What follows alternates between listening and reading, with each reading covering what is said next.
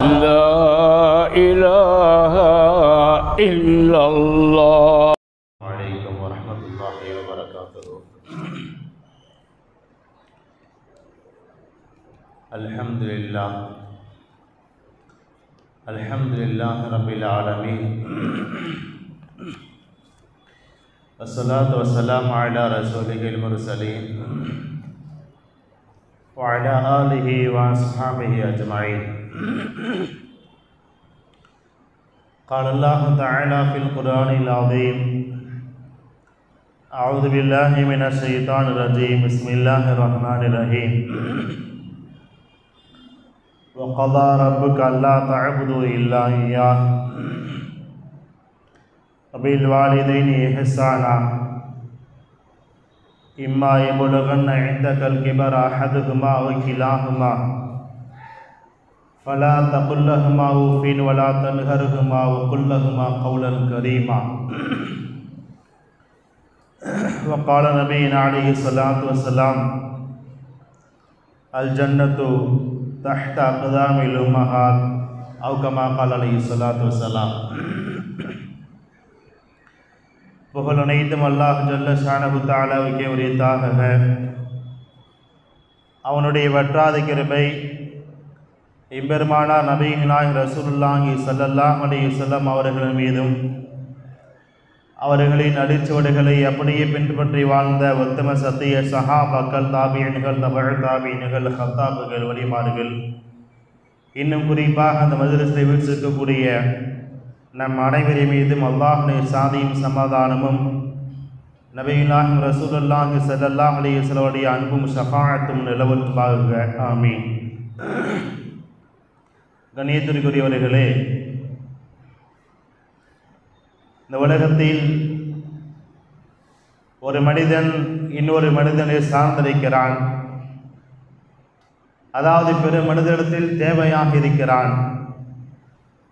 அல்லாஹுக்கும் அடியானுக்குமான மிகப்பெரிய வித்தியாசமே அல்லாஹு சமது.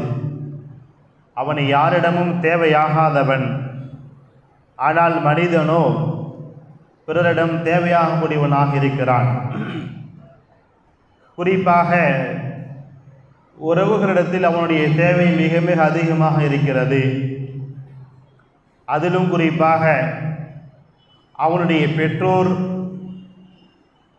மிக குறிப்பாக சொல்லுவதென்றால் அவனுடைய தாய்க்கும் அவனுக்குமான உறவு என்பது இந்த உலகத்தில் மிகப்பெரிய உறவு என்பதாக சொல்லலாம். ஏனென்றால் தாய் என்று ஒருத்தர் இல்லை என்றால் இந்த உலகத்திற்கே நாம் வருவதற்கு முடியாது. ஒரு ஆண் எவ்வளவுதான் வீரியம் படைத்தவனாக இருந்தாலும் அவனால் குழந்தையை பெற்றெடுக்க முடியாது. ஒரு தாய் அதற்கு துணை தேவைப்படுகிறாள், ஒரு பெண் ஒருத்தி தேவைப்படுகிறாள். அப்போ ஒரு மனிதன் வர வேண்டும் என்றால் தாய் தந்தனுடைய பங்களிப்பில் தாயின் பங்களிப்பு அதிகமாகவே தேவைப்படுகிறது.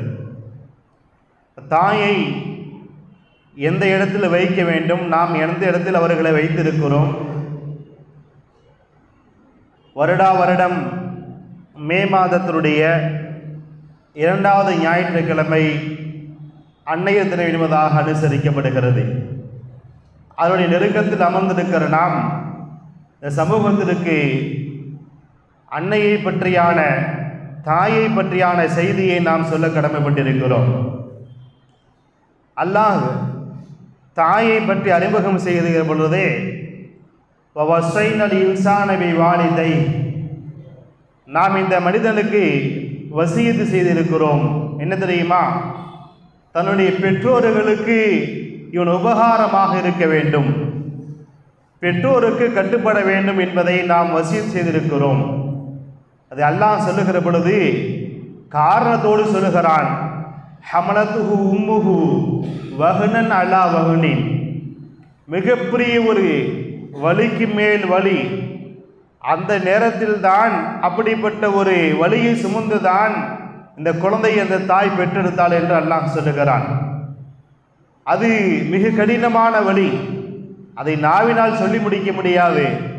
வேண்டுமென்றால் இப்படி ஒரு வார்த்தையை பயன்படுத்தலாம், மௌத்தை பார்த்தவள் என்று நம்மால் சொல்ல முடியும். தன்னுடைய மரணத்தை பார்த்து மறுபடியும் அவர் வந்தால் என்ற வார்த்தை நாம் சொல்ல முடியுமே தவிர அதற்கு மிகையான ஒரு வார்த்தை நம்மால் சொல்ல முடியாது.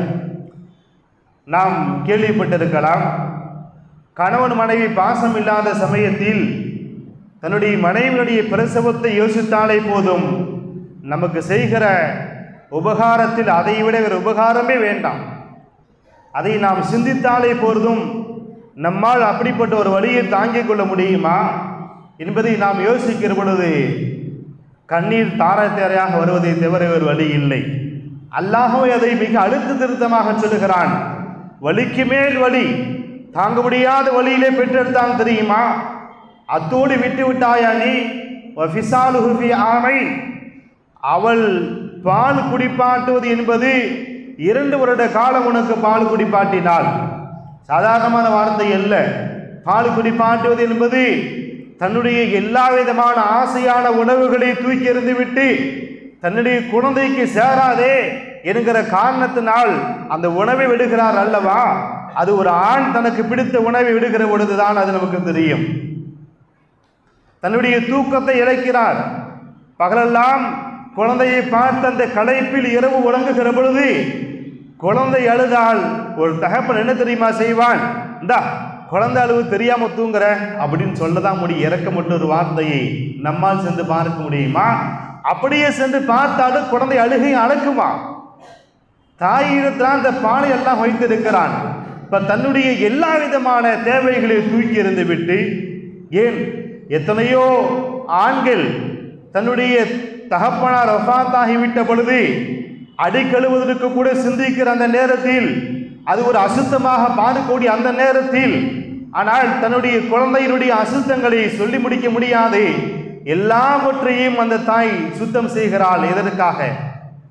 இது எல்லாம் அல்லாஹ் சொல்லுகிறான், உம்மை பெற்றெடுத்தது மிகப்பெரிய ஒரு வேதனையிலே பெற்றெடுத்தால் வேதனைக்கு மேல் வேதனை. அதற்கு பிறகும் உனக்கு 2 வருட காலம் பால் ஊட்டினால், அதனால் அல்ஷ்குருலி வழிவாடிதை, எனக்கு நன்றி செலுத்தி உன்னுடைய பெற்றோருக்கும் நன்றி செலுத்தி உபகாரமாக நடந்து கொள் மனிதா என்பதாக நாம் வசீது செய்தோம் என்று அந்த அல்லாஹ் இந்த ஆயத்தை முடிக்கிறான். இப்போ தாயை பற்றி அறிமுகம் செய்கிற பொழுதே பிறப்பை வைத்துதான் அல்லாஹ் அறிமுகம் செய்கிறான். அப்போ ஒரு மனிதனுக்கு தாய் மீது ஒரு அதிர்ச்சி ஏற்படுகிறதா? தன்னுடைய மனைவி எப்படி பிரசவித்த போது துடித்தாலோ அதை விட பல மடங்கு துடித்திருப்பாள் தன்னுடைய தாய். இன்றைக்காவது பலவிதமான மருத்துவம் ஓய்ந்திருக்கிறது. நம்முடைய குழந்தைக்கு உடல்நிலை சரியில்லை என்றால் திடீரென்று நாம் தூக்கிவிட்டு நடைத்த இடத்திற்கு, நடைத்த ஹாஸ்பிட்டலுக்கு செல்வதற்கான அத்துணை வசதியும் என்று இருக்கிறது. ஆனால் நாம் சிறிய வயதில் இருக்கிற பொழுது இந்த கேஸ் அடுப்பு கூட கிடையாது இல்லையா? அவர்கள் விறகை சுமந்து வந்து அதை பற்ற வைத்து சோறாக்கி இவ்வளவு சிரமத்திற்கு மத்தியிலே நம்மை பார்த்து உடல்நிலை சரியில்லை என்றால் பதபதித்து போய் தூக்கி கொண்டு பல மைல் தூரம் அவர்கள் சென்று அதையெல்லாம் நினைத்தாலே ஒரு மனிதன் போதும் தாய்க்கு எவ்வளவு உபகாரம் செய்தாலும் பத்தாது என்று சொல்லிவிடுவான் என்று நாம் புரிய வேண்டும். அல்லாஹ் பெற்றோருக்கு செய்யக்கூடிய கடமையை சொல்லுகிற பொழுது அல்லாஹ் தஅபுது இல்லா இய்யா, ஓ மனிதா, உங்களுடைய ரப்பு உங்களுக்கு கட்டளையிட்டு இருக்கிறானே தெரியுமா? அவனை தவிர வேறு யாரையுமே வணங்காதீர்கள். உங்களுக்கு இட்டிருக்கிற முதல் கடமை, ஒரு மனிதனுக்கான முதல் கடமை, அல்லாஹ் பட்டியலிடுகிற பொழுது அல்லாஹை மட்டுமே வணங்குங்கள், வேறு யாரையுமே வணங்காதீர்கள். பில் வாலிதைனி இஹ்சானா, பெற்றோர்களிடத்தில் உபகாரமாக நடந்து கொள்ளும் மனிதா. அல்லாஹ்வுக்கு அடுத்த இடத்தில் அல்லாஹ் வைத்திருக்கிறான் பெற்றோர்களை. அல்லாஹ்வுக்கு மாறு செய்யாதே, பெற்றோருக்கு மாறு செய்யாதே. அல்லாஹ்வுக்கு கட்டுப்படுவது போல உன்னுடைய பெற்றோருக்கு கட்டுப்படி என்று அல்லாஹ் தனக்கு அடுத்த இடை எண்ணித்து சொல்லுகிறான். இம்மா இபுலகன்ன இந்தகல் கிபர அஹதுஹுமா அவ் கிலாஹுமா, அவர்கள் இருவருமோ அல்லது ஒருவருமோ இருந்து உம்மிடத்தில் வயதான நிலைமையில் உங்களிடத்தில் இருந்தால் ஃபலா தகுல்லஹுமா உஃபின், சி என்ற வார்த்தை கூட சொல்லி விடாதீர்கள். வலா தன்ஹர்ஹுமா, அவர்களை விரட்டி விடாதீர்கள். வகுல்லஹுமா கவுலன் கரீமா, சங்கையான வார்த்தை பயன்படுத்துங்கள். அவர்களிடத்தில் மனம் நோகாமல் நடந்து கொள்ளுங்கள். ஏன் தெரியுமா? அவர்கள் ஒரு குழந்தை, அவர்கள் ஒரு குழந்தை. குழந்தை இடத்தில் அதட்டி பேச முடியுமா? முடியாது. அதே போன்றுதான் வயதான பெற்றோர்கள், நமக்கு ஒரு குழந்தை, நம்முடைய குழந்தைக்கு எதுவுமே புரியாதது போல மறதி இருப்பது போல அதே போல நம்முடைய பெற்றோருக்கு மறதி இருக்கிறது. ஏன்? இன்னும் சொல்ல போனால் உனக்கு மறதி இருக்கிறது, எங்களுக்கு மறதி இருக்கிறது. நாளை நம்முடைய வயதான பருவத்தில் நமக்கும் அதே நிலைமைதான் ஏற்படும். அப்ப பெற்றோர்கள் என்பவர்கள் நீங்கள் ஒரு துன்பமாக கருதிவிட வேண்டாம். அவர்களிடத்தில் பணிவோடு நடந்து கொள்ளுங்கள். என்னை சிறு பிராயத்தில் என் மீது எப்படி அவர்கள் இரக்கம் காட்டி வளர்த்தார்களோ அதே போன்று அவர்கள் மீது நீ இரக்கம் காட்டியா அல்லாஹ் என்று துஆ செய்ய சொல்லி அல்லாஹ் கட்டளையிட்டு இருக்கிறான். ஒவ்வொரு மனிதனும் ரப்பி ரஹ்மஹுமா கமா ரப்பயானி ஸகீரா என்ற துஆவை மரணம் செய்து வைத்துக் கொண்டு கணக்கற்ற முறையில் ஓத வேண்டும். இறைவா, எங்கள் மீது இரக்கம் காட்டியது போல சிறுபிராயத்தில் அவர்கள் மீது இரக்கம் காட்டியா அல்லாஹ் என்று துஆ செய்ய சொல்லி அல்லாஹ் சொல்லுகிறான். இப்போ நம்ம பாசுதி எல்லாம் வந்து கேட்குறாங்க, இந்த மாதிரி அல்லாஹ் பெற்றோர்களை பற்றி சொல்கிறப்ப அவங்களுக்கு முன்னாடி அதட்டி பேசாதீங்க, கண்ணியமாக இருங்க, அவங்களுக்கு முன்னாடி ரொம்ப ஹார்டாக நடந்துக்காதீங்க அப்படின்லாம் பல ஆயத்து வருது. அதுக்கு என்ன விளக்கம் சொல்லி கேட்குறப்ப சொன்னாங்களாமா, உங்களுடைய பெற்றோர்களுக்கு முன்னால் உங்களுடைய ஆடைகளை கூட உதறி விடாதீர்கள், அதில் உள்ள தூசி கூட அவர்கள் மீது பற்றி நோவினை ஏற்படுத்தக்கூடிய என்றார்கள். இல்லா நாம் இன்றைக்கு தாய்க்கு தந்தைக்கு வீடு எது தெரியுமா? வீட்டிலே உள்ள ஒரு குப்பையை ஒதுக்குகிற இடம்தான் பெற்றோருக்கு ஒரு இடமாக நாம் வைத்திருக்கிறோம். தனியா ஒரு மூலையில் அவங்களுக்கு வச்சிருக்கிறோம். அவர்கள் மீது தூசி கூட படக்கூடாது என்பதுதான் இந்த ஆயத்திற்கு விளக்கம் என்கிறார்கள் இவட பாசதி இல்லாம அவர்கள். சயீத் இப்னு முஸையிப் ரஹ்மத்துல்லாஹி அலைஹி அவர்கள் சொல்லுகிறார்கள், இது போன்ற ஆயத்திற்கு விளக்கம் சொல்லுகிற பொழுது, உங்களுடைய பெற்றோர்களுக்கு முன்னால் எங்களை எப்படி நிற்க வேண்டும் தெரியுமா? ஒரு அடிமை தன்னுடைய எஜமானுக்கு மாறு செய்துவிட்டு ஒரு தவறு செய்து விட்ட பொழுது எப்படி கூனி குறுகி நிற்பானோ அது போன்று உன் பெற்றோருக்கு முன்னால் நிற்க வேண்டும் என்கிறார்கள் சயீத் இப்னு முஸையிப் ரஹ்மத்துல்லாஹி அலைஹி அவர்கள். நாம இன்றைக்கு பெற்றவங்களை மட்டும் தான் மதிக்கிறது இல்லை, ஊரில் உள்ள அத்தனை பேருக்கு மதிப்போம், ஊரில் உள்ள அத்தனை நபருக்கு வேலை செய்து கொடுப்போம். நம்முடைய தாய் தந்தையருக்கு ஒரு வேலை சொன்னால் எதையுமே செய்கிறதே கிடையாது. எனக்கு வேற வேலை இல்லை அப்படிங்கிறது அடுத்தவர்கள் சொன்னால் செய்து கொடுப்போம். இனி இப்படி கோபித்து கொண்டாலும் சொல்ல வேண்டிய கடப்பாடு என்பது இருக்கிறது. உடைய தாய் தந்தை சொன்னால் ஒரு பேச்சு கேட்பது கிடையாது, உடைய மாமனார் மாமியார் சொன்ன உடனே கேட்குறீங்க. அதுதான் நம்முடைய நிலைமை. அது எப்படியா இங்கே விட அங்கே என்ன நமக்கு கிடைச்சிருச்சுங்கிறோம். பெற்றெடுத்த தாய் தகப்பனை விட நம்முடைய மாமனார் அவர்கள் உறவை ஆதரிக்க வேண்டியதுதான் முக்கியத்துவம். யாருக்கு முக்கியத்துவம்? பெற்றெடுத்த பெற்றோர்களுக்கு தான் நம்ம முக்கியத்துவம் கொடுக்க வேண்டும். இமாமுனா ஸுஹைர் ரஹ்மத்துல்லாஹி அலைஹி அவர்கள் சாப்பிடுகிற பொழுது தான் முதலில் சாப்பிட மாட்டார்கள், தன்னுடைய தாய் தந்தை முதலில் சாப்பிட வைப்பார்கள். காரணம் கேட்ட பொழுது சொன்னார்கள், நானும் என்னுடைய தாயும் ஒன்றாக உட்கார்ந்து சாப்பிடுகிற பொழுது என் தாய்க்கு ஒரு உணவு பிரியமாக இருக்கலாம், அந்த உணவு கம்மியாக இருக்கலாம், அதை எனக்கு பிடித்து நான் எடுத்து அவர்களுக்கு மனசை கஷ்டப்படுத்தி விடுவோனோ என்கிற அச்சத்தில் தான் முதலில் என் தாய் சாப்பிடட்டும், பிறகு நான் சாப்பிடுகிறேன் என்கிறார்கள் இமாம் ஸுஹைரி ரஹ்மத்துல்லாஹி அலைஹி அவர்கள். அதே போல் முஹம்மது இப்னு சீரின் ரஹ்மத்துல்லாஹி அலைஹி கம்பீரமாக ஒரு சபையில் அமர்ந்திருக்கிறார்கள். திடீரென்று குளிர் ஜுரம் வந்தது போல அப்படியே குறுகி நோயாளியாகி அப்படியே ஒடுங்கி அமர்கிறார்கள். ஏன் உங்களுக்கு உடம்பு சரியான்னு கேட்கிறாங்க. இல்ல, எங்க அத்தா அம்மா வந்திருக்கிறாங்க, அவங்களுக்கு முன்னாடி நான் பெருமையோடு உட்காரக்கூடாது என்ற காரணத்தினால் குர்ஆன் சொல்லி இருக்கிறது, நபி ஸல்லல்லாஹு அலைஹி வஸல்லம் சொல்லி இருக்கிறார்கள் என்பதற்கு இடங்க என்னை நான் அடக்கிக் கொள்கிறேன் என்கிறார்கள் முஹம்மது இப்னு சீரின் ரஹ்மத்துல்லாஹி அலைஹி அவர்கள். பெற்றோருக்கு முன்னால் எப்படி அடிபணிய வேண்டும்? பெற்றோரிடத்தில் நீங்கள் கட்டுப்பட்டு பாருங்கள், உலகம் உங்களுக்கு கட்டுப்படும். பெற்றோருடைய பேச்சை கேட்டு பாருங்கள், நீங்கள் வேலை செய்கிற இடத்தில் உங்களுடைய பேச்சை உங்களுடைய வேலையாட்கள் கேட்பார்கள். பெற்றோரை நீங்கள் மீறி நடந்தால் உங்களுடைய தவறை அடுக்கப்பட எவனோ ஒருவனாக இருப்பான், எவனோ ஒரு போலீஸாகவோ போலீஸ் ஸ்டேஷன்ல வைத்து லத்தி அடி வாங்கி பிறகு திருந்தாளர்கள் கூட இருக்கலாம். அப்ப பெற்றோருக்கு நீங்கள் அடிப்படையவில்லை என்றால் இது அனுபவபூர்வமான உண்மை. பல பெரியவர்கள் சொல்லியிருக்கிறார்கள், உங்க வீட்டில் உங்க தகப்பனை நீங்க மதிக்க கத்துக்குங்க, அத்தா பேச்சை கேளுங்க, கண்டிப்பாக வெளியே நீங்கள் பணி செய்கிற இடத்தில் உங்களை குறை சொல்ல ஆளே இருக்காது. அல்ல அப்படிப்பட்ட சூழ்நிலை ஏற்படுத்தி கொடுப்பான். பெற்றோருக்கு கட்டுப்படாமல் நீங்கள் பெருமையாக தெரிந்தால் பணம் வந்து விட்டது, பதவி வந்து விட்டது, என் தகப்பனார் என்னை படிக்க வைக்கவில்லை, சொத்து சேர்த்து வைக்கவில்லை, இந்த வியாக்கியானம் எல்லாம் பேசி வெளியே தெரிந்தால் உலகத்திற்கு நீ அடிப்படைந்துதான் நடப்பாய் என்பதுதான் உலகம் அன்றிலிருந்து இன்று வரை சொல்லுகிற ஒரு படிப்படி நமக்கு சொல்லி காட்டுகிறது. பெற்றவங்களுக்கு அடங்கி நடங்க, உலகம் உங்களுக்கு அடங்கி நடக்கும். அப்ப நபி ஸல்லல்லாஹு அலைஹி வஸல்லம் ஒரு சஹாபி கேட்கிறாங்க, யா ரசூலல்லாஹ் மன் அஹக்குன் நாஸி பிஹுஸ்னி ஸஹாபதி, யா ரசூலல்லாஹ் அதிகமாக உபகாரம் செய்ய யாருக்கு கடமைப்பட்டிருக்கிறேன்? நபி ஸல்லல்லாஹு அலைஹி வஸல்லம் சொன்னாங்க, உம்முக்க, உம்முடைய தாய்க்கு தான் அதிகமான முறையில் உபகாரம் செய்ய வேண்டும். அப்படியா? சும்மமன், அதற்கு பின்னாடி யாருக்கு நான் உபகாரம் செய்ய வேண்டும்? உம்முக்க. அடுத்து இரண்டாவதா சொன்னாங்க, உடைய தாய்க்கு தான் உபகாரம் செய்ய வேண்டும். சும்மமன், அதற்கு பிறகு யாருக்கு நான் உபகாரம் செய்ய வேண்டும்? உம்முக்க, உம்முடைய தாய்க்கு தான் உபகாரம் செய்ய வேண்டும். சும்மமன், அவர்கள் விட்ட பாடு இல்லை, லிஸ்ட் அடிக்க கொண்டே செல்கிறார்கள். நாலாவதா கேட்கப்படுதான் சொல்லுகிறார்கள், சும்மா அபூக்க, அதற்கு பிறகுதான் உன்னுடைய தந்தைக்கு நீ கட்டுப்பட வேண்டும் என்று சொல்லுகிறார்கள்.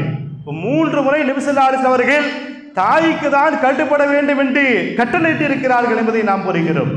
விளக்கம் சொல்லுகிற பொழுது, ஒரு ஆணை விட ஒரு பெண் 3 மடங்கு கஷ்டத்தை அதிகமாக அனுபவிக்கிறாள். ஏன்? ஒரு தந்தையை விட ஒரு தாய் படுகிற கஷ்டம் 3 மடங்கு அதிகம். அந்த 3 மடங்கு எதை என்பதையும் சொல்லுகிறார்கள். அவள் வயிற்றிலே சுமக்கிறார் அல்லவா, அதற்காக வேண்டி முதல் தடவை நபி ஸல்லல்லாஹு அலைஹி வஸல்லம் தாய் என்று சொன்னார்கள். பிரசவிக்கிறாளே, குழந்தையை பெற்றெடுக்கிறாளே, அந்த சுமைக்காக வேண்டி 2வது தடவையும் சொன்னார்கள். பாலூட்டுகிறாளே, அந்த சுமைக்காக வேண்டி 3வது முறையும் சொன்னார்கள். இதெல்லாம் தாண்டிதான் ஒரு தகப்பனுடைய பங்களிப்பு இருக்கும் என்பதை நமக்கு ஹதீஸ்களை வல்லுநர்கள் நமக்கு வழக்கம் தருகிற பொழுது இதை நமக்கு சொல்லி காட்டுகிறார்கள். இப்ப பெற்றோருக்கு எந்த அளவுக்கு நாம் கட்டுப்பட வேண்டும்? அஸ்மா ரலியல்லாஹு அன்ஹா அவர்கள் கேட்கிறார்கள், யா ரசூலல்லாஹ், என்னுடைய தாய் மாற்று மதத்தை சார்ந்தவர்கள், அவர்களுக்கு நான் உபகாரம் செய்யலாமா? அஃபஅஸ்லூனி, அவங்களுக்கு அஃபஅஸ்லு உம்மி, என் தாய் எடுத்து நான் சேர்ந்து வாழலாமா என்று சொன்ன பொழுது நபி ஸல்லல்லாஹு அலைஹி வஸல்லம், சுலி உம்மக்கி, உன் தாய் இடத்துல சேர்ந்து வாழுங்கள் என்று சொன்னார்கள். தாய்க்கு பணிவிடை செய்ய என்று சொன்னார்கள். மாற்று மதத்தை சார்ந்தாலும் இந்த கஷ்டம் உங்களுக்கு இருக்குது. நாங்கள் நபி ஸல்லல்லாஹு அலைஹி வஸல்லம் அவர்கள், கஷ்டம் என்பது, பிரசவம் என்பது, பால் குடிப்பாட்டுதல் என்பது இஸ்லாமிய மதத்தில் மட்டுமல்ல, எல்லோருக்கும் கஷ்டம் என்ற காரணத்தினால் உம்முடைய தாய் மாற்று மதத்தை சார்ந்தவராக இருந்தாலும் கூட நீ கட்டுப்படி என்றார்கள் நபி ஸல்லல்லாஹு அலைஹி வஸல்லம் அவர்கள். சஹாபி அவர்கள் நபி ஸல்லல்லாஹு அலைஹி வஸல்லம் அவர்கள் ஹிஜ்ரத்திற்கு செல்கிறார்கள்.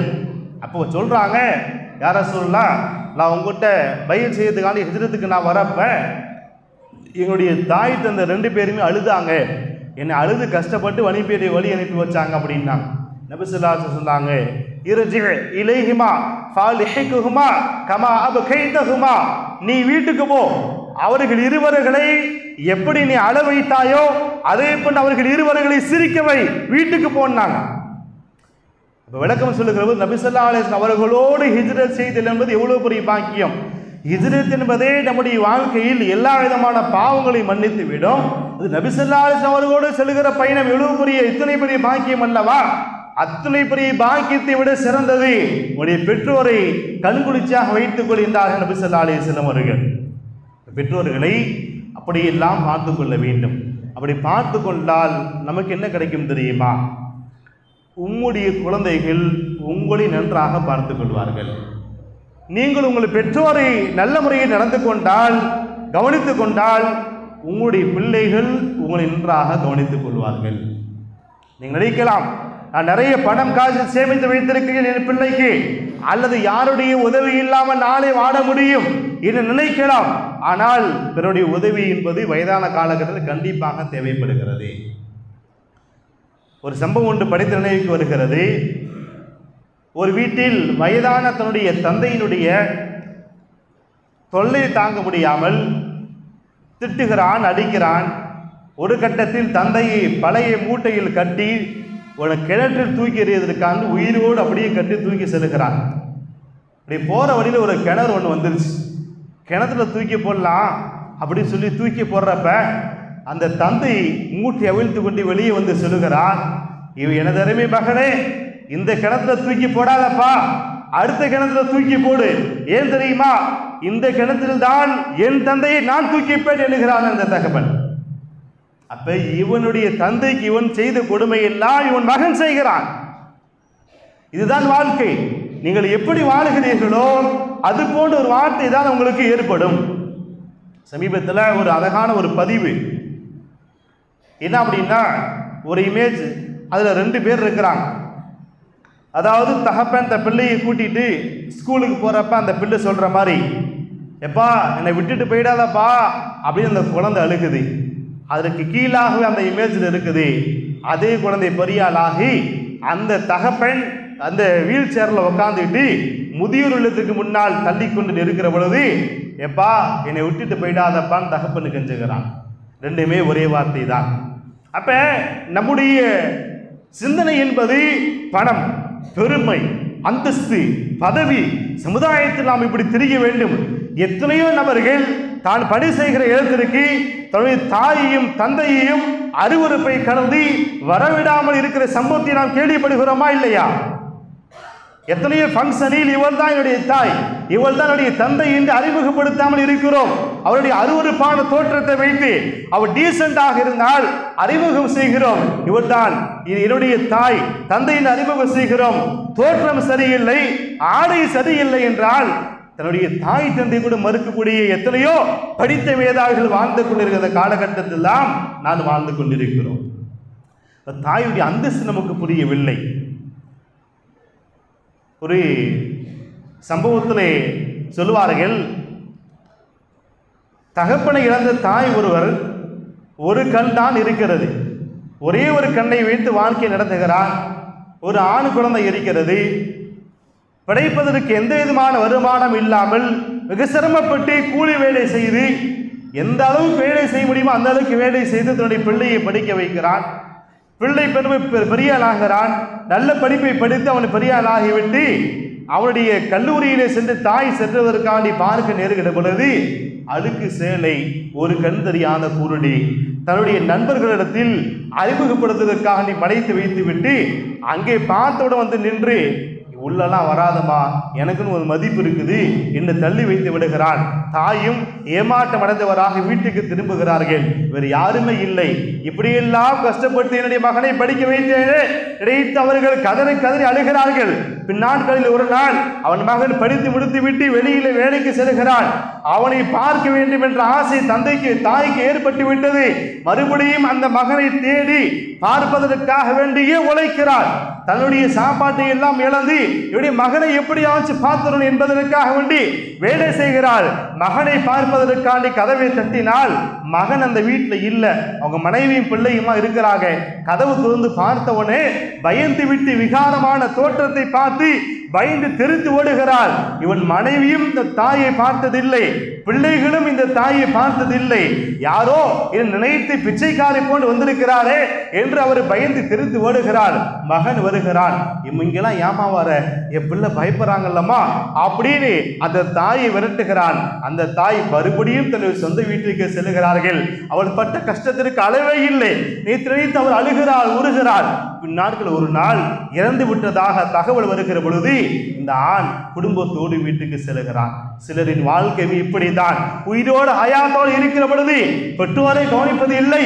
மௌத்திற்கு பிறகு இவர்கள் செய்கிற காரியம் இருக்கிறது, மிகப்பெரிய அதாபை கொடுக்கிறார்கள். வெளிநாட்டில் இருந்து கொண்டு இங்கே தாய் தந்தை வஃபாத்தாகிவிட்டார், நான் வந்துதான் அடக்கம் செய்ய வேண்டும் என்று சொல்லிக் கொண்டு தைஸ் பட்டியலில் வைத்து அந்த தாய் தந்தைக்கு இங்கேயே நீ நரக வேதனை கொடுக்கிறாயே, நீ தாய் தந்தைக்கு செய்கிற உபகாரம் ஆதி நீ வந்தால் உயிரோடு இழப்போகிறார்களா? இல்லையே, யோசிக்க வேண்டும் அல்லவா? அப்படியெல்லாம் மௌத்திற்கு பிறகுதான் சிலர் வருவது இருக்கிறார்கள். அப்படி முடிவெடுத்திருக்கிறார்கள். மௌத்துக்கு பின்னாடி போய் பாத்தியா ஓதிட்டா போதும் அப்படி நினைச்சுக்கிட்டு இருக்கிறோம். இல்லை, அவருக்கு செய்த உபகாரம் போதாது. வீட்டிற்கு சென்று பார்த்தால் ஒரு லெட்டர் ஒன்று கிடைக்கிறது. அந்த கடிதத்தில் எழுதி வைத்திருக்கிறாள் தன் தாய், நரதமை மகனே, நீ பிறக்கிற பொழுது உனக்கு ஒரு கிட்னியும் இல்லை, ஒரு கண்ணும் இல்லை, நீ பிழைப்பதே கஷ்டம் என்று சொன்னார்கள். என்னுடைய ஒரு கண்ணையும் உனக்கு எடுத்து கொடுத்து, என்னுடைய ஒரு கிட்னியும் எடுத்து கொடுத்து உன்னை பிழைக்க வைத்தேன். இப்படியெல்லாம் என்னை நடத்தினாய், இருந்தாலும் நான் உன்னை மன்னித்து விட்டேன் என்று எழுதி வைத்திருக்கிறாள் என்பதை நாம் பார்க்கிற பொழுது இந்த உலகம் தாயை எப்படி வைத்திருக்கிறது? லம்மா சையதுனா அப்துல்லாஹ் இப்னு உமர் ரலியல்லாஹு அன்ஹு கேட்குறாங்க, ஒருத்தர் வந்து கேட்குறாரு, சஹாபி அவர்களே, நான் ஈரான் தேசத்திலிருந்து நான் ஹஜ்ஜுக்கு வந்திருக்கிறேன். ஈரான்ல இருந்து என்னுடைய தாயை முதுகுக்கு மேலே சுமந்து வருகிறேன். வாகனம் இல்லை, முதுகிலே சுமந்து வந்து ஹஜ் செய்வதற்காக வேண்டிய தவாப் செய்கிறேன், சഈ செய்கிறேன்.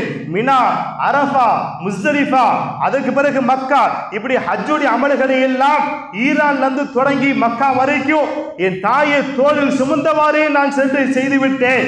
என் தாய்க்கு நான் உபகாரம் செய்ததாக முடியுமா என்று கேட்ட பொழுது அல்லமா அப்துல்லாஹ் இப்னு உமர் ரலியல்லாஹு அன்ஹு சொன்னாங்க, உன்னுடைய தாய் உன்னுடைய சிறிய வயசு உன்னை பார்த்து ஒரே ஒரு புன்முறுவல் பொறுத்தாரே, இன்னொரு அறிவிப்பின் படி உன்னை பெற்றிருக்கிற பொழுது ஒரே ஒரு பெருமூச்சு விட்டாரே, அதற்கு கூட ஈடாகாது, கணக்கு பார்க்கிறியா நீ என்றார்கள் அப்துல்லாஹ் இப்னு உமர் ரலியல்லாஹு அன்ஹு. வாழ்க்கையே துடைத்தாலும் தாய்க்கு ஈடாகாதுங்க. தாய்க்கு ஈடாக எதுவும் நபி ஸல்லல்லாஹு அலைஹி வஸல்லம் அதனால தான் சொன்னாங்க, தாயின் காலடியில் சொர்க்கம் இருக்கிறது. ரிஸ்க் உங்களுக்கு பரக்கத்தாக வேண்டுமா, தாயோடு சேர்ந்து வாழுங்கள். நினைக்கலாம் அவர்கள் இருந்தால் கூட்டு குடும்பமாக இருக்கிற பொழுது செலவுக்கு காசு பத்தவில்லை நினைக்கலாம், தனியாக போனதால் தான் உங்களுக்கு ஆரம்பிக்கிறது முசீபத். தாய் தந்தையோடு சேர்ந்து வாழுங்கள், ரிஸ்கிலே பரக்கத்து ஏற்படுகிறது, வாழ்நாள் அதிகமாக கிடைக்கிறது, பாவ மன்னிப்பு கிடைக்கிறது, சொர்க்கம் கிடைக்கிறது என்பதை நாம் புரிய வேண்டும். நபி ஸல்லல்லாஹு அலைஹி வஸல்லம் அவர்கள் சொன்னார்கள், லா யதுகுல் ஜன்னத ஆக்குன், யார் பெற்றோர்களுக்கு நிந்திக்கிறானோ, அவர்களுக்கு வேதனை கொடுக்கிறானோ, அவர் கட்டுப்படாமல் இருக்கிறானோ, அவள் சொர்க்கத்திற்கே நுழைய முடியாது என்றார்கள். இறுதியாக நபி ஸல்லல்லாஹு அலைஹி வஸல்லம் சொன்ன ஒரு ஹதீஸ் இன்றைய காலத்தில் நடக்கிறது. தாய்க்கும் தன்னுடைய மனைவிக்குமான ஒப்புதல். தாய்கிட்ட போய் சொல்றது, என் மனைவி எவ்வளோ தேவலாம் தெரியுமா, உன்னை மாதிரியா சமைக்கிறா, நீ சமைக்காதம்மா, என் மனைவி நல்லா சமைப்பாங்க, வேலை கொடுக்க கூடாது என்று சொன்னால் அது வேறு விஷயம், நீ சுத்தபத்தமா இருக்க மாட்ட, அதனால் என் மனைவிட்ட கொடு அப்படிங்கிற ஒரு நோக்கத்தில் சொல்லக்கூடியவர்கள் நபி ஸல்லல்லாஹு அலைஹி வஸல்லம் அவங்க சொன்னாங்க, மன் ஃபல்லல ஜௌஜதஹு அலா உம்மிஹி ஃபஅலைஹி லஅனத்துல்லாஹ் வல் மலாயிகதி வன் நாஸ் அஜ்மஈன், யார் தன்னுடைய தாயை விட தன்னுடைய மனைவியை உயர்த்தி பேசுகிறானோ, வாழ்க்கையில் ஒரு முறை பேசினாலும் சரிதான், அவன் மீது அல்லாஹ்வுடைய சாபம், மலக்குமார்களின் சாபம், உலக மக்கள் அனைவரும் சாபம் உண்டாகட்டும். அவருடைய எந்த விதமான ஃபர்லான நஃபில்கள், நஃபிலான ஃபர்லான தொழுகைகள், நஃபிலான இபாதத்துகள் எதையுமே அல்லாஹ் ஏற்றுக்கொள்ள மாட்டான் என்றாக நபி ஸல்லல்லாஹு அலைஹி வஸல்லம் அவர்கள். தாயை நாம் வைக்க வேண்டிய இடத்தில் வைக்க வேண்டும். நமக்கான சொர்க்கம் அவரு ஒரு பெரியாரத்தில் கேட்கிறார்கள். தாய் வஃபாத்தாகி விட்ட பொழுது தேம்பி தேம்பி அழுகிறார்கள். மௌத்தை பற்றி உபதேசம் செய்கிற நீங்கள் தாயின் இழப்பை பார்த்து அழலாமா என்று கேட்ட பொழுது அவர்கள் சொன்னார்கள், என் தாயின் இழப்பை நினைத்து நான் அழவில்லை, மாறாக சொர்க்கத்திற்கு செல்லக்கூடிய ஒரு பாதை அடைபட்டு விட்டது அழுகிறேன் என்றார்கள். தாய் நம்மை சொர்க்கத்திற்கு செல்லக்கூடிய ஒரு பாதை, தந்தை இவர்கள் இருவர்களும் உங்களுடைய சொர்க்கமும் அவர்கள்தான், நரகமும் அவர்கள்தான். அவர்களை கண்ணியப்படுத்தினால் சொர்க்கம் செல்லலாம், இழிவுபடுத்தினால் நரகம் செல்லலாம். நபி ஸல்லல்லாஹு அலைஹி வஸல்லம் சொல்லி காட்டினார்கள். எனவே நம்முடைய பெற்றோர் என்பது வைக்க முடியாத உயரத்திற்கு, சுருக்கமாக சொன்னால் அல்லாஹ்வுக்கும் ரசூலுக்கும் அடுத்த இடத்தில் பெற்றோர்கள், அதற்கு பிறகுதான் மனைவி மக்கள் எல்லாம்.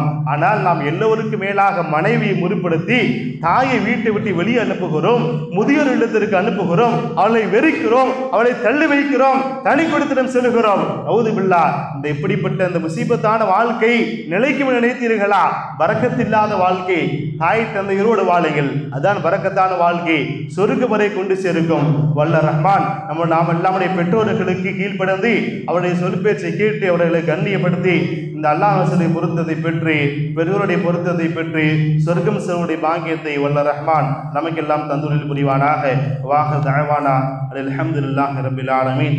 அஸ்ஸலாமு அலைக்கும் வரஹ்மத்துல்லாஹி வபரகாத்துஹு.